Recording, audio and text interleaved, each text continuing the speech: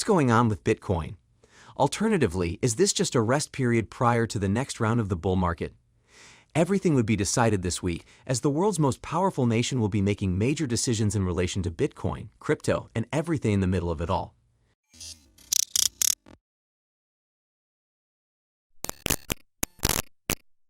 Cryptocurrency markets are clearly in a negative situation at the moment.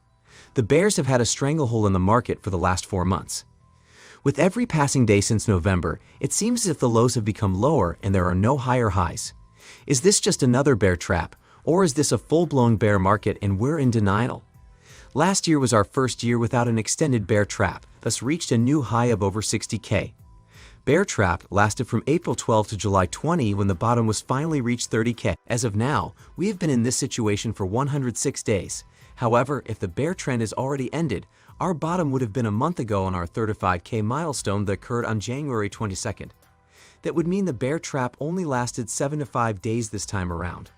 Some lines here and there might be fun to draw. Everywhere you look, there are lines indicating where you're going. We're going to move. I think we could go lower and retest, but that's just my own opinion. I think it would be an ultimate trap for those who fall into it. We could retest 35K and maybe even a fast candle down to 33K. What does the phrase permission to take topside liquidations mean that a crypto ISO tweeted it? What does this graph tell us exactly? Well, it indicates the cumulative sum of the liquidation levels of long and short positions. There are currently about 1.6 billion short positions that can be liquidated since the drop from 4 to 5K. That is a lot of money on the table and is much more than what can be made liquidating the longs, as there are barely any. However, as I previously stated, we might go further lower, and that would be the ultimate outcome. Getting those stinky bears right where they want them before a big candle spike back up. For now, there must be an explanation for the market's decline. While it's possible for them to do it at random, with a narrative, the setting becomes that sweetness levels are substantially higher. This week, what are they going to utilize to bring down the markets? Government regulation, particularly that of the United States of America.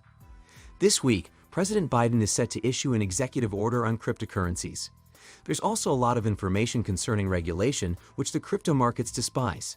Hearing it makes me shiver, but I can assure you that this order isn't as bad as people are expecting. Overreaching laws, according to some, will be crypto's death knell, under which the crypto markets would perish, with some forecasting an all-out ban similar to that of what China has done.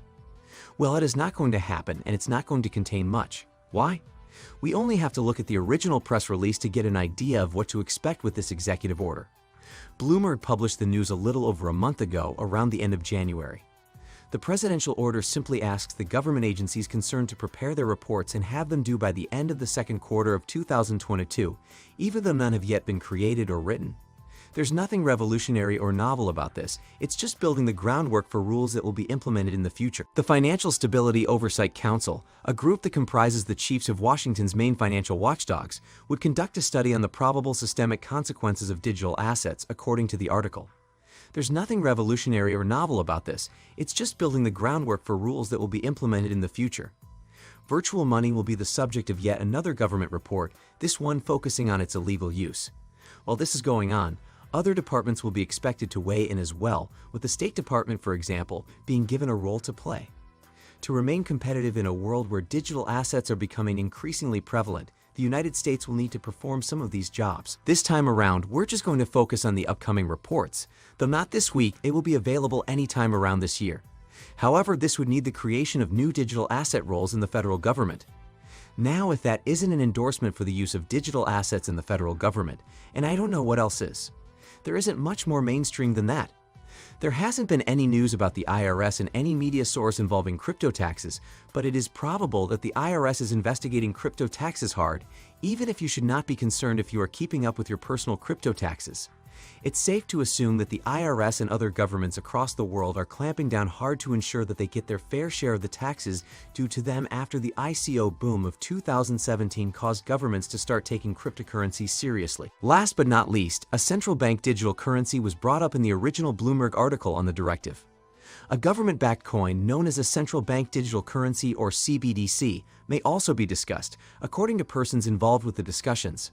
Although the Federal Reserve is still deliberating on this topic, a source says that the government is unlikely to take a clear position at this time. That appears to be the case.